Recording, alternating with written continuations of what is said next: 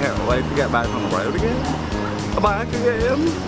Dude, like for the baggers. Back home again. Back home again. In Indiana land. Thanks for joining us here. Another episode of Dirtyard Dish. Just Shut It edition with Keegan and Gertch. The second iteration. Just Shut It. Where I don't know what episode of Dirtyard Dish for this season it is though. 12 or something. But we're here with the free agent February dust being settled to talk through all of the results and the news of our new look CCW squads here coming into 2023.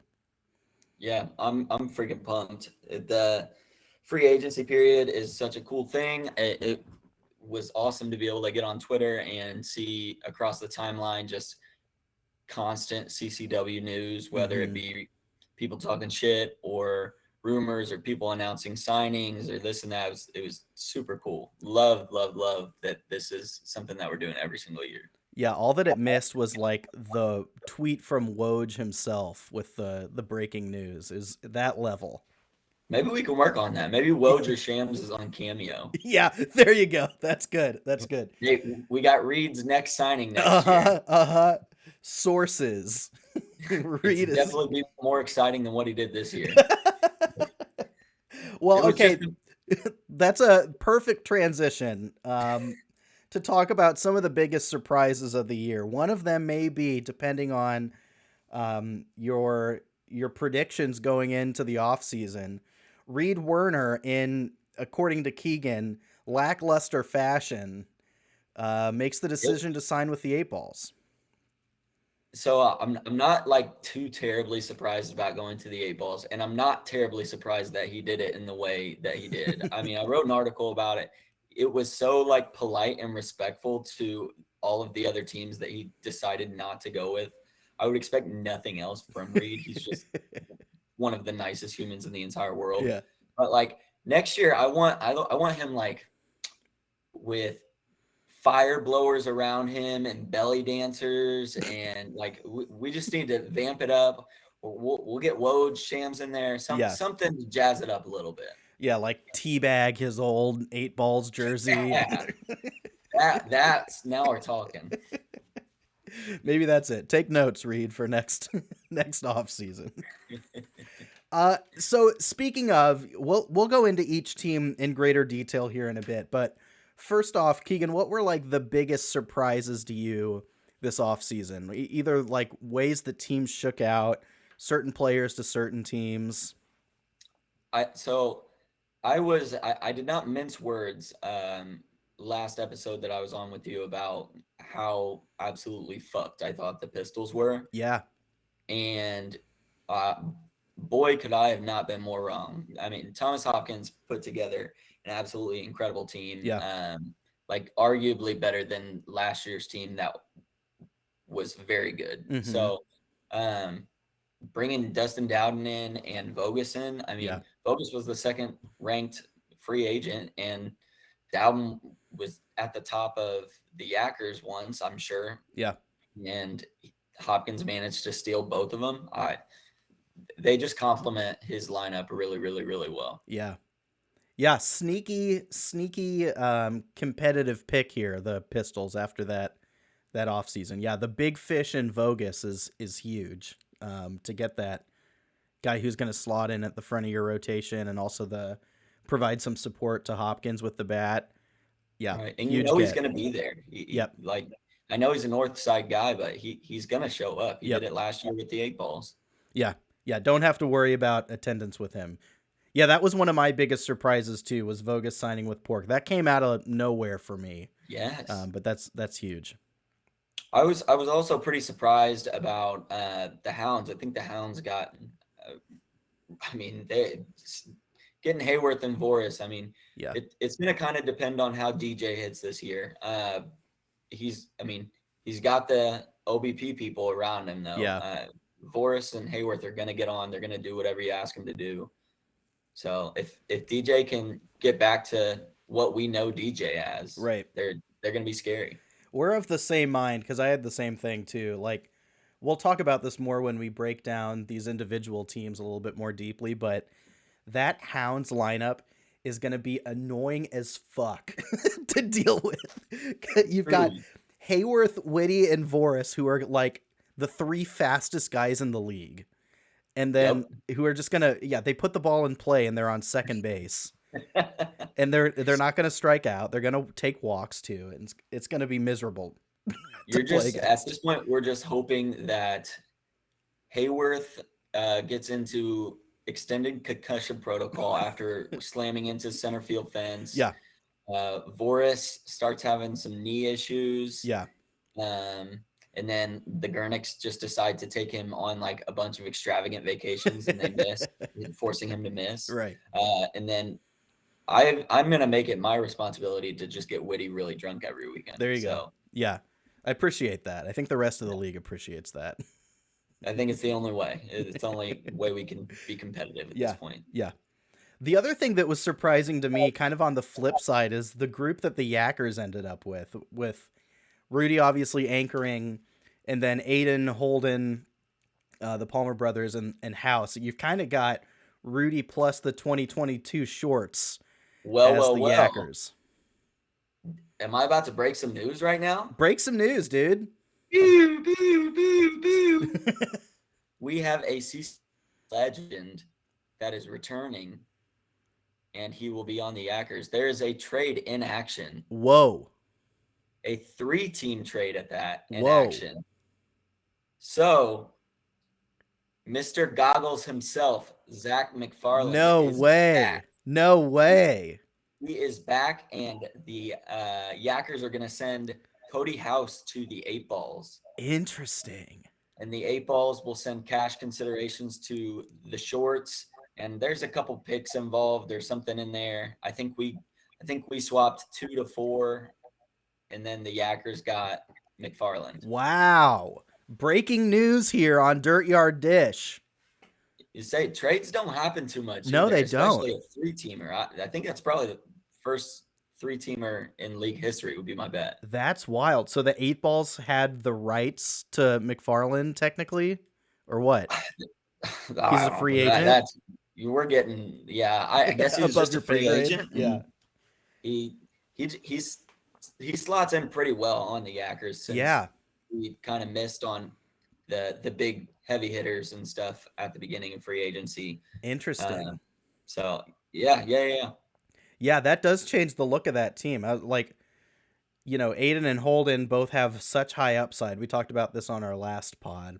And then Rudy's like a good floor for them to match with them, but are lacking that additional bat. But you're right. If that sourced material proves true, that's a huge get.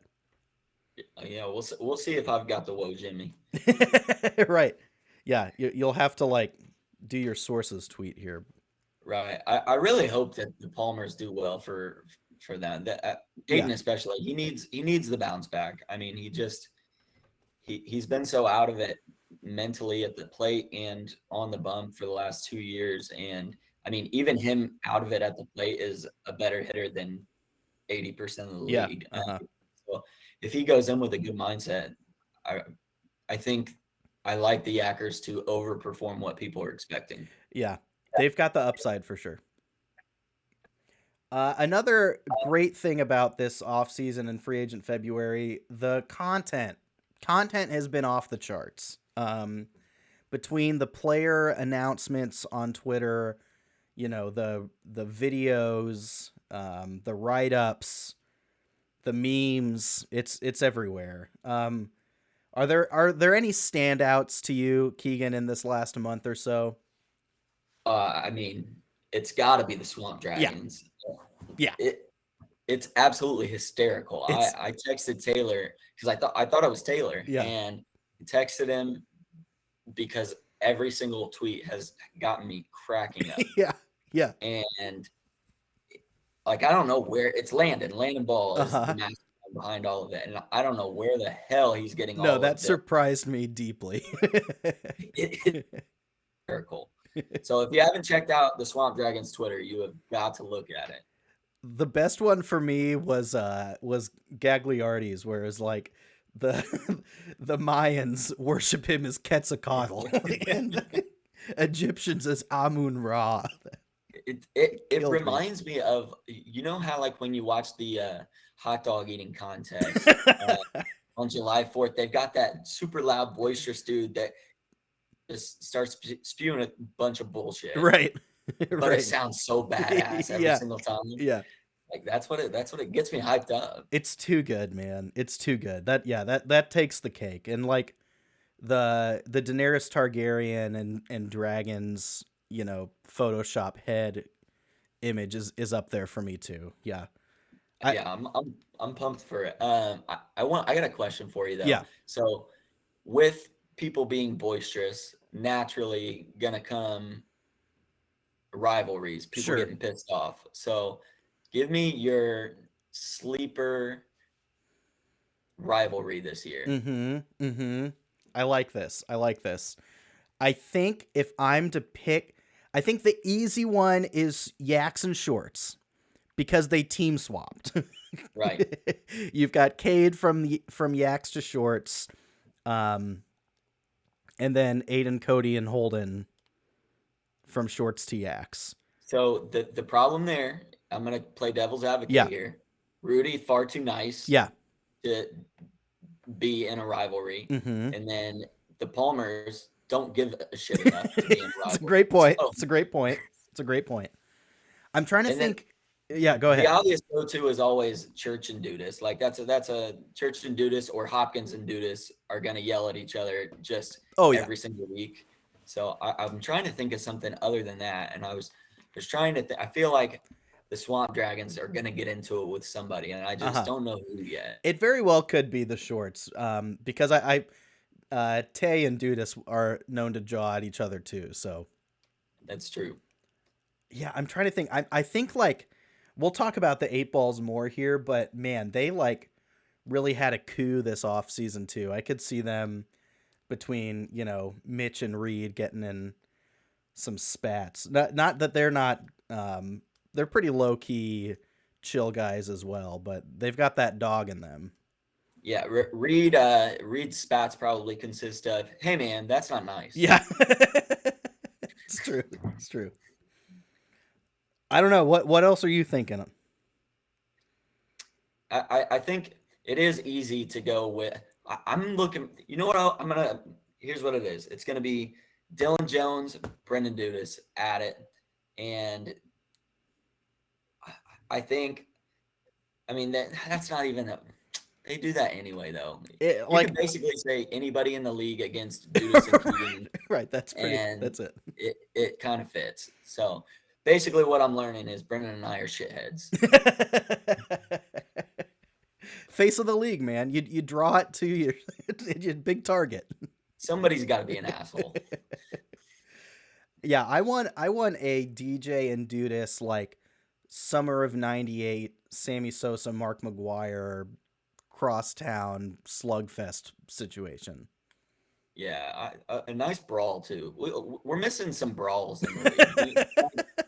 Somebody's getting a big fight. Like, I mean, you defense after, but famously, you're probably the closest to getting on an on-field brawl. So, I and you the weren't even problem playing.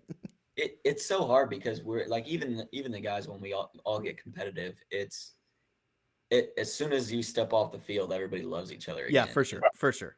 It's just a testament to the type of dudes that we have in the league and how competitive we can take it and then immediately turn it off once it's done. No doubt. Yeah, yeah. I don't harbor any personal resentment, and I struck out against a lot of guys last year. So, Except Reed. Fuck you, Reed. yeah, on a personal level. Actually, Mike Whitty got me the fucking most. I think he so dirty at the Yeah, end of the year. yeah. He turned it on for sure. I personally am really happy to be on the same team as Will Smithy this year, so that I don't have to face him anymore. That's gonna be huge for me. Yeah, That's another thing that actually surprised me. It wasn't who Smithy got. It was he was talking to me. He was like, "Do people not want to play with me?" Mm, I guess he reached out to quite a few people and just couldn't seal the deal on them. So interesting, huh? it is super crazy because you can't. I mean, who doesn't want to play with Will? Awesome dude. Yeah, best wiffle ball player in the country, which shout out, just got named the NWLA Player of the Year. Yep. Congrats, Will. Absolutely deserving of Totally. it. He's a freaking stud, and this is his first of many, I have no doubt. Yeah, So for sure. For sure. it did shock me that he seemed to have a hard time attracting guys. I don't know what their logic was behind that. Yeah. That is surprising. Yeah, I personally jumped at the opportunity for, those reasons you said, like, one, to not have to play against him, but yeah, to get to like pick his brain and learn from him, get to be a part of the prestigious Moonshots franchise. No brainer. Mhm. It's three-peat, right? That's right. That's right. Would you care to move on to our Mount Rushmore of the evening, Keegan? Yeah, let's do it. What we got today? Set it up for me. Set it up. So I was thinking, I know one of our goals is to try to bring in a bunch of new people to the Dirtyard and CCW, have them see exactly what we've built here in Indianapolis. So I figured what better than to do a Mount Rushmore of famous people that we would like to see in CCW.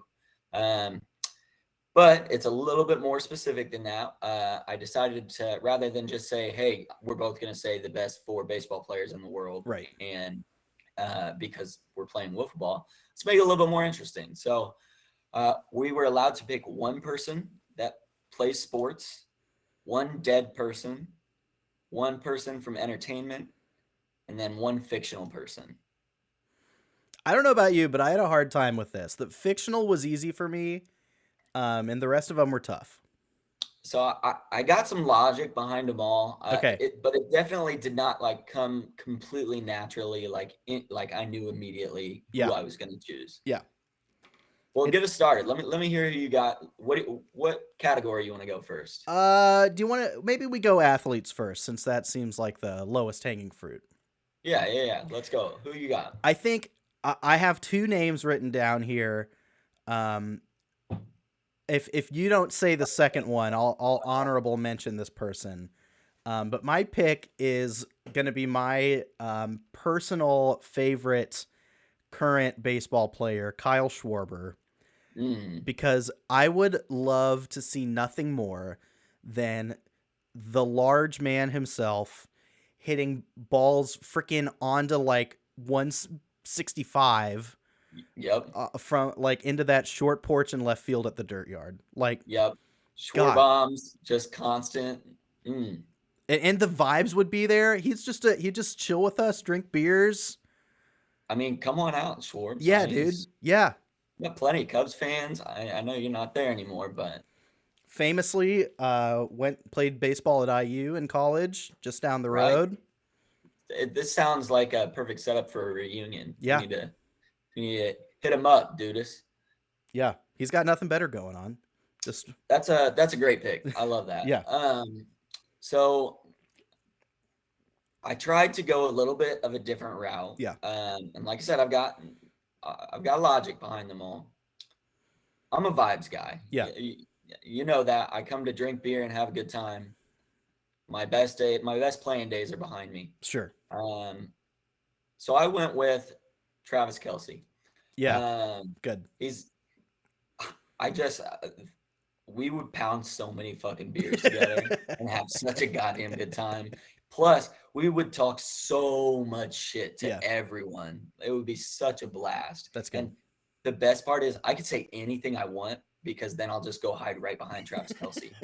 And nobody's going to fuck with him. So it's kind of a perfect set for me. That's great. That's great. Bring Mama Kelce out while we're at it. Yeah, I heard the cookies are fire. That's great. That's great. And, he'll figure out how to hit a ball, right? Yeah, that's right. And if he doesn't, he won't give a shit. So. Yeah, it's fine. I dig that. Let's go next. Let's jump to entertainment. Okay. Who's your entertainment pick? Okay, this was a tough one for me too, because the logic didn't line up with the heart. Yeah. The heart said Selena Gomez for every obvious reason you could imagine. Yep. And you know what? Maybe I'll just go with that and make that the pick. I think that's not a bad pick. No. Say, Come on out to the Dirtyard, Selena. we could use some eye candy at the Dirtyard. Why not? Why not? Yeah. Nobody's gonna complain about that. Honorable mention though, child star JoJo Siwa. Excellent. Puts on a showing at the celebrity softball game. Also, the vibes would be there for sure. Vibes are definitely there along with the glitter. Yeah. No, that good pick. She would be an excellent pork pistol. Oh, imagine her at Wiffle Palooza. Yeah. We need to make that happen, Hopkins. Yeah. I went with the one and only Dwayne "The Rock" Johnson. Yeah. He puts on a show. He would come out. He'd be an absolute clown, and he'd probably bat like 150, and then you would see his Instagram post about how much he was grinding and gonna go have a cheat meal to celebrate. Yeah. He had one really, really good hit, and that's what we're gonna focus on. Yeah. That man's PR team works overtime. It is outrageous. Yeah. Hardest working group in the biz. Plus, I hear he's got some pretty good tequila, so I will not be drinking any, but I'm sure the rest of the league would appreciate it. Naturally, yeah. He'll just be out there in left field, on the grill, working some dogs like, hey, can you smell what The Rock is cooking? I got hot dogs. I like that. That's perfect.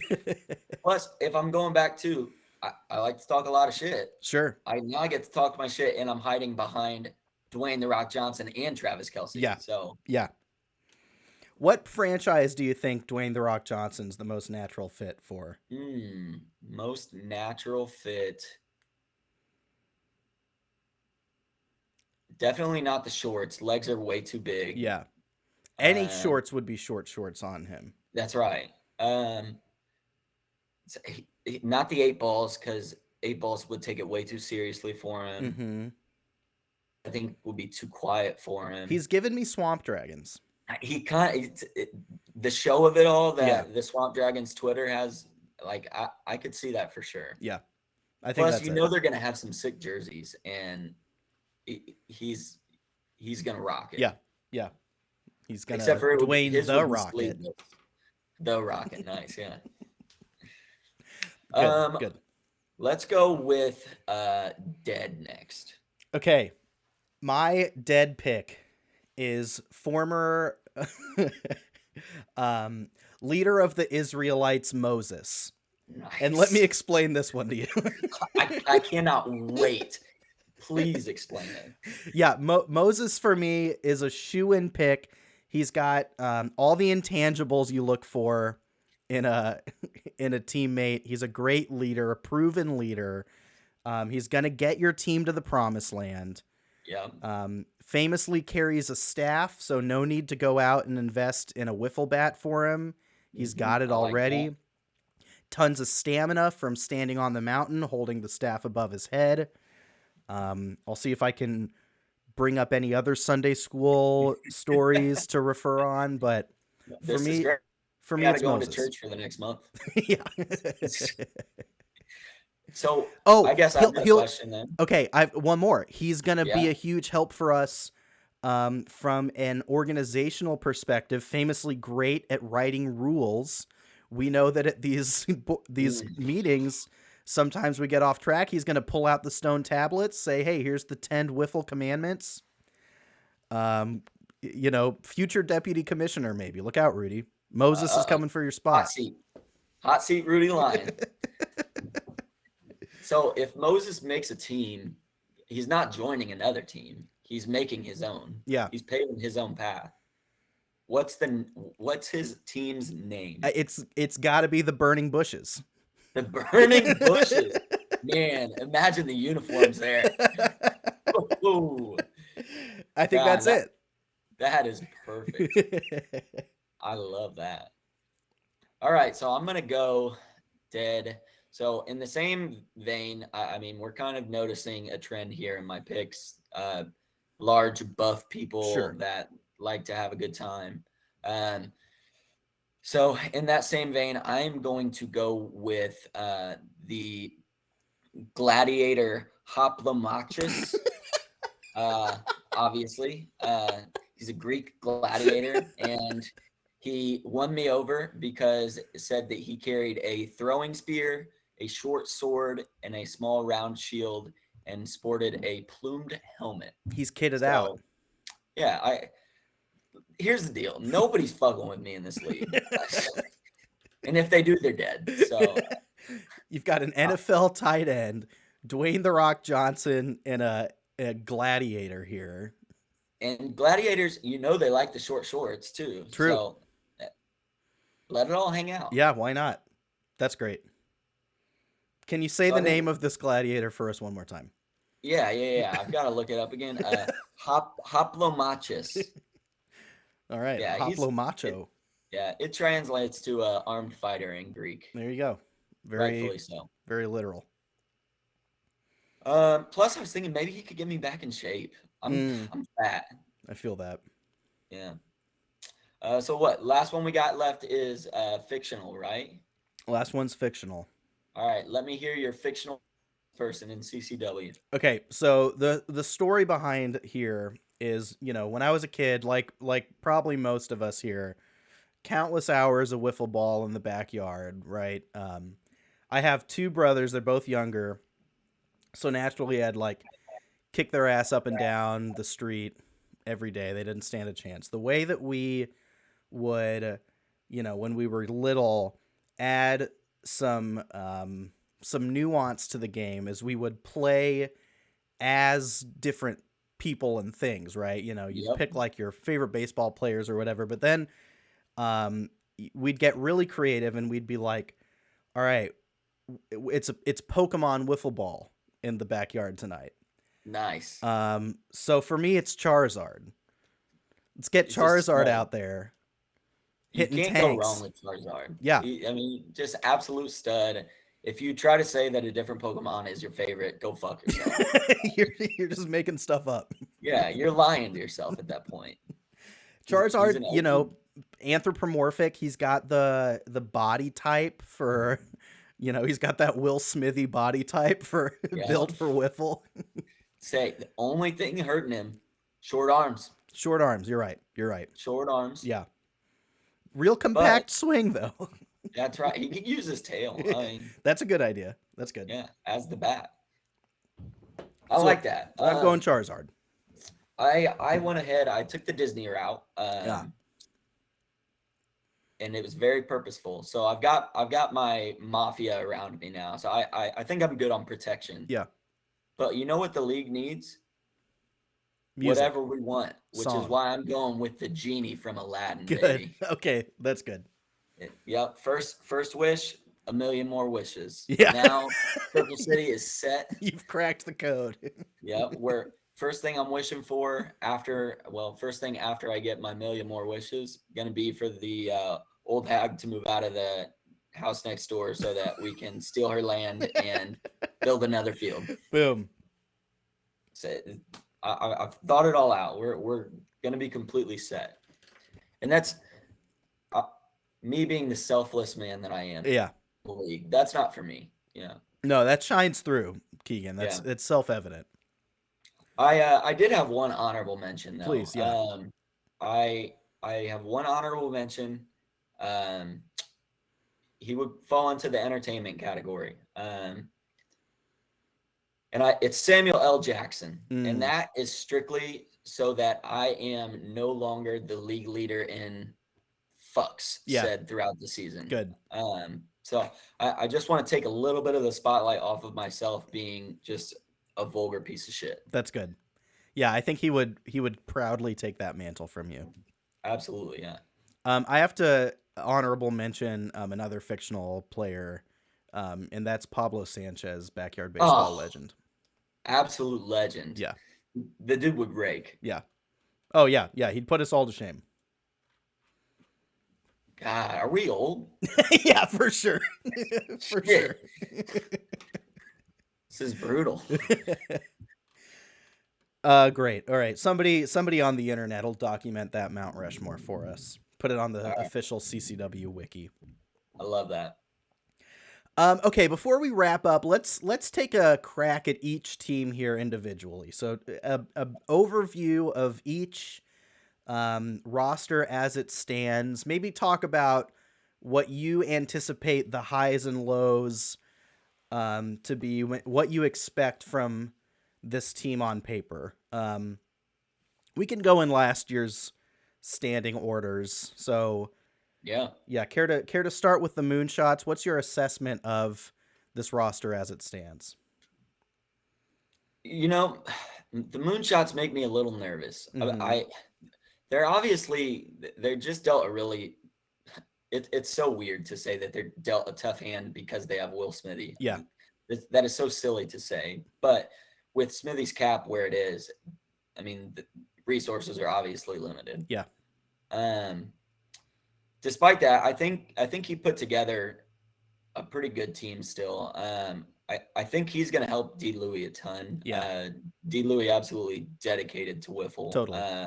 Probably more so than 98% of the people in the league. So he's going to go out there, and I think Smithy will have some tips and tricks for him to help him get a little bit on the board. And I want to say, looking at his stats from last year, he played really, really well with the exception of a couple starts. Yeah. He was a really solid number 2 arm.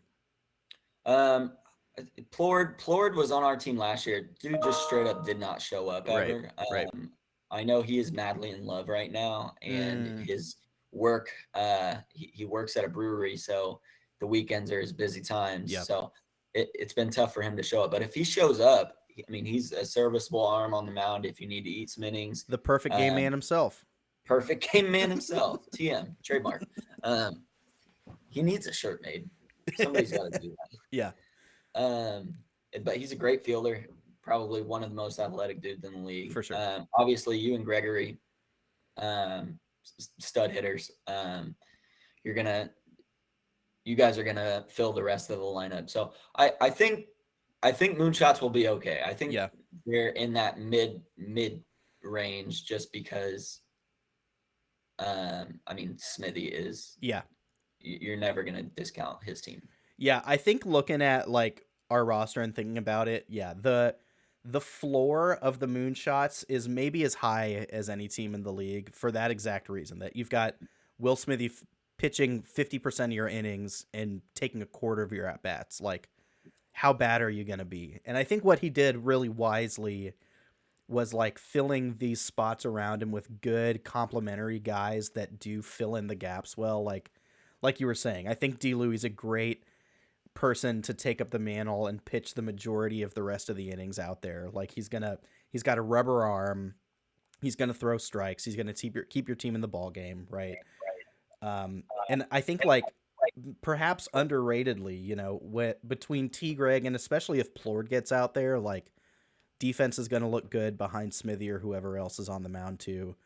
Yeah. I think it's a high floor team, maybe lacking, the number 2 that comes along with some of these other teams' number 1s as far as star power goes, but I like it.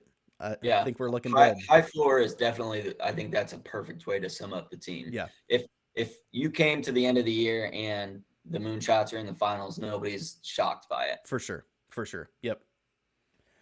Let's talk about the 8 balls. This was one of the more splashy off seasons for me. Speak is joined by, in addition to returning players Connor Morris and John Duran, splashy signings in Reed Werner and Mitch Bias. I think we need a nickname for the lefty trio of Reed and Mitch and Simo. Yeah, it's called hell is what it is. Yeah. 8 balls, obviously, like on the mound, they're going to be great. Yeah. I'm really nervous about their bats. Mm-hmm. They're going to need Mitch to step up and hit this year. Yeah. I know that he's not been given that much of an opportunity to hit in the past. So I think my hope is with more steady ABs, he'll be exactly what they need him to be this Yeah. year. Yeah. This is like, I think, a best case scenario off season for the 8 balls to like land someone like Reed and then double down with Mitch on top of that. Yeah, they're, the rotation there is scary good. Have gone all in on left-handed pop between like Reed and Simo, and then if Mitch, takes a step forward at the plate too, that's like, they look really good. Yeah, I'm going Mitch. Bold predict. I don't know if it's that bold, but my prediction is Mitch is most improved this year. Yeah, I could He's see that. he's got Speak coaching him on the bump, Yep. and then he's going to actually get opportunities at the plate. So I think this is Mitch Bias's year. I've said it a couple times. I truly believe it. Yep. I totally agree. If you're gonna buy a Bias breakout year, I think this is the year to do it. I know we talked about content earlier, but we're talking about Bias right now. Yeah. The CCW no context and taking the Raleigh Fingers mustache Yep. and putting it on people, absolutely electric. It's prime. Yeah. It never gets old. It doesn't matter who you put it on. Like, it is absolutely hysterical every single time. Yeah. Reed Werner's ass looks like the guy on the front of like a cheap pizza box with the mustache on. Cheap pizza box or like a D-list movie villain. Like, yeah, for sure. I would love to. We need to get Reed with like a thick Italian accent for it. Yeah. Yeah. That's good. Let's talk about the Yackers. We have a little bit already, but Rudy's joined by Aiden, Holden, and according to Keegan's sources, no longer Cody House, but instead Zach McFarland. What are you thinking? They're gonna go as Palmers go. Yeah. I mean, Rudy is as good of a floor in the league to have. I mean, he's the perfect person to be able to have Aiden and Holden around him because he's always going to produce. He's gonna pitch. He's gonna eat innings. He's gonna hit well. Yeah. So if they can get Aiden to buy in and be the good Aiden that people know, then they're going to be super dangerous. Mm-hmm. And if not, then we'll see. We'll see where it goes from there. I was thinking about this too, and like, I don't know about the potential from like a coaching perspective. I can't speak to if Rudy or Dudas is a better, pair with the Palmers to get the most out of him, but at least from a pure like fit perspective, it's like, I don't know if you could choose a better player to start a team that has Aiden and Holden on it than Rudy, like you were saying. Like, they've got the floor, and now you can bet on the upside. Mm-hmm. And if they reach close to that potential, they're gonna be dangerous. It's I think something that's going to help this year for Aiden. He's not coming in thinking I need to be the number 2 pitcher. Right.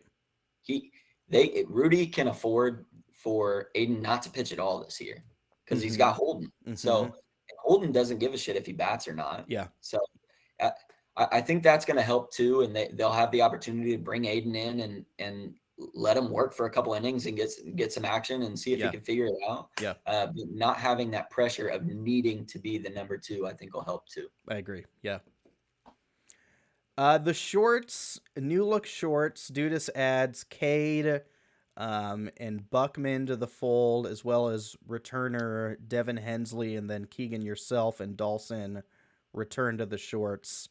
I think like the 1-2 offensive punch here of Dudas and Cade is like just about as good as it gets in the league. And then of course you've got Buckman, who's a legitimate ace. My primary shorts question is where the rest of those innings are going to come from on the mound behind Buckman. It's a great question. It's going to be, if we're looking to be competitive in a 2-game, then it's going to be Dudas. Yeah. but I mean, Cade and I mean, fuck it, even the rest of us could all chip in Right. and throw shitty. I mean, but I think Cade has pitched a little bit in the past. He's got a And weird knuckleball that is actually weirdly effective. and I don't know if Devin pitches or not. I just don't remember if he does. It wouldn't surprise me if he comes in and is able to be a stud pitcher just because he's an athlete. Yeah. But I think that's gonna be the sneaky signing for the Shorts is the Hensley signing. Mm-hmm. Like I said, that lefty contact bat, just elite fielder immediately, and then Cade coming in to protect Dudas is huge. Yeah. So I also think Dawson figures it out more this year too. Mm-hmm. He had plenty of ABs last year where he made really, really good contact on some good pitchers. Yeah. So he's only going to get better in his second year. Yeah, potential to be one of, if not the best offense in the league here, I think. Yeah, I would agree with that for sure. It's all about finding that second pitcher, and I mean we've seen Dudas. He can do it. Yeah, he can. It's a matter of how long can he do it Right. before running himself into the ground. Right. And with the institution of the Dudas rule this year, will his effectiveness, bailing out on the slow pitch take a hit? It is that. I mean, that was a big thing. Yeah. It messes with your. I mean, you're messing with people's vision and it messes with Mhm. their head, and so that will make the think. Yeah. I personally hated it. So. Oh yeah, I From can experience. imagine. Yeah. The Hounds. We talked about the Hounds a little bit earlier. This is my top team on paper. I think they're like really well balanced. They've got no holes in the offense. They've got a really strong 1-2 on the mound between Sprank and Whitty. And then they've even got the like liberty of having Ian and Voris there too, who can like really solidly eat up innings too. I think what you said earlier is totally right. Like if DJ doesn't hit for power like he has historically, then maybe the offense falls flat. They just leave too many guys on base. But if he can hit with some pop, this is going to be a really tough team. Yeah, I do not look forward to playing them at all. The other one thing that I think about them with the Hounds is Sprink's availability. Yeah. I mean, he's college coach and his availability was a little limited last year. Mm-hmm. He made a way to get down there and play, but you just wonder as we get older and deeper into things, Totally. it only becomes harder to get there every week. Yeah. But I agree with you. Best team on paper. Team full of studs. I think Dylan did a really, really good job. Although I think this is the second year in a row that the Hounds are coming out of free agency as the preliminary favorite. Yeah. And he choked it away last year. So right. Yeah. Can the paper turn into wins on the field this year? To your Sprinkle point, they have then the like liberty though of having Whitty and Voris. Like if Sprink can't show up, it's like right. That's still good. It's still plenty good. Yeah, it's ridiculous. Yeah. I mean, they've got so much depth. Like you said, Dylan did a really, really good job putting together a team. Yep. Let's talk about the Pistols then. Hopkins, Punt, Vogus, Dustin Dowden, and second year Evan Butts. Oh, we lost Keegan again. Uh-oh. Nope, we're back. Sorry, I'm back. No, you're good. You're good. Talk about the Pistols. Talking about the Pistols. Yeah. Yeah, I mean, it was no secret they're going to sign Punt back. Punt's not going to play for anybody except Thomas. But I hope he at least will come and drink whenever he's not playing because he's a good dude. Yeah. Thomas, my hat goes off to Thomas, not literally, but because I don't respect him that much. But metaphysical hat comes off. Yeah. No, he did an absolutely amazing job at being dealt a really shitty hand. Yeah. So kudos to him. They've got a lot of potential there. They do. Thomas is a great hitter. Bogus is a stud both ways. And then Dowden's a stud both ways. Yeah. So Yeah, this is like a sleeper contender, I think. Like again, I don't know, when I look at and compare these teams, I think one of the biggest like X factors is going to be who you have pitching other than your primary pitcher, right? Like is because there is a wide distance, you know, and this team's got Dowden and Vogus 1-2 on the mound, and that's maybe the best 1-2 in the league, short of the 8-balls. And I agree that offense is going to be potent, with assuming that Dustin bounces back at the plate a little bit.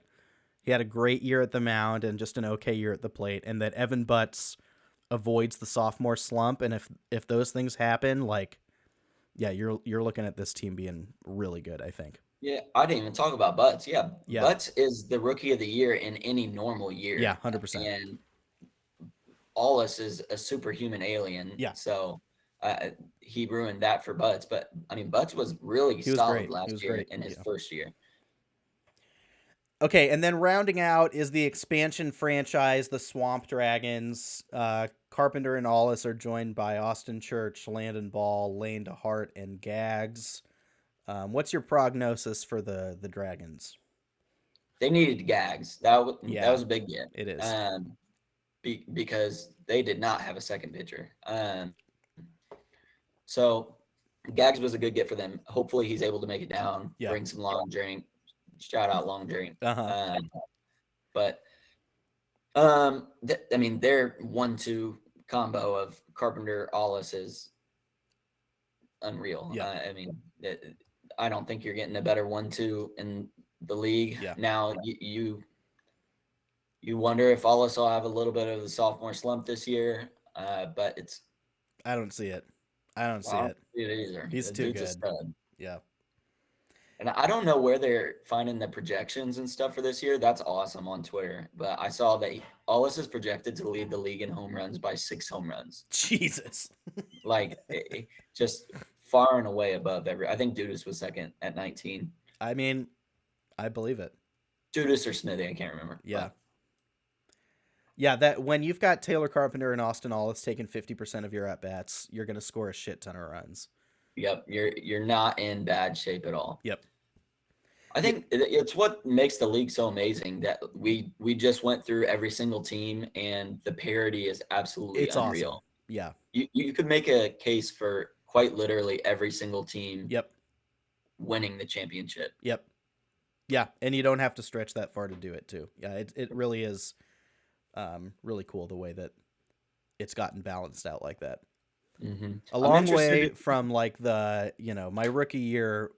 I think the Hackers that I was on won like what, 4 games? It was brutal. on the broken, tired back of Alec Buckman throwing perfect games. Such a stud. I'm so happy he's back this year man. too. Me too. It's going to be awesome. Yeah. Glad to have him back in the league. Well, fittingly, we lost Keegan again as we wrap up the pod. I think that's a good place to end it, though. We've gone through everything on the docket. Keegan's back as we wrap things up here. Anything you'd like to leave our listeners with here, Keegan? I'm excited for the rookies. Yeah. I wonder what kind of talent we're going to get this year. I looked at the list, and it seems like there's quite a few guys that have played some junior varsity baseball. So I'm looking to see if they will be any good. Yeah, there's real prestigious resumes on those not source-checked Google Forms submissions. So we'll see how they all come out. Like, is this really something you want to brag about? Yeah. Like, yeah. I remember filling that shit out. Yeah, like again 3 years ago, and it's like, I play slow pitch softball and pick up hoops, and I'm old and fat. And then you just decided to come and rake. Yeah. There you go.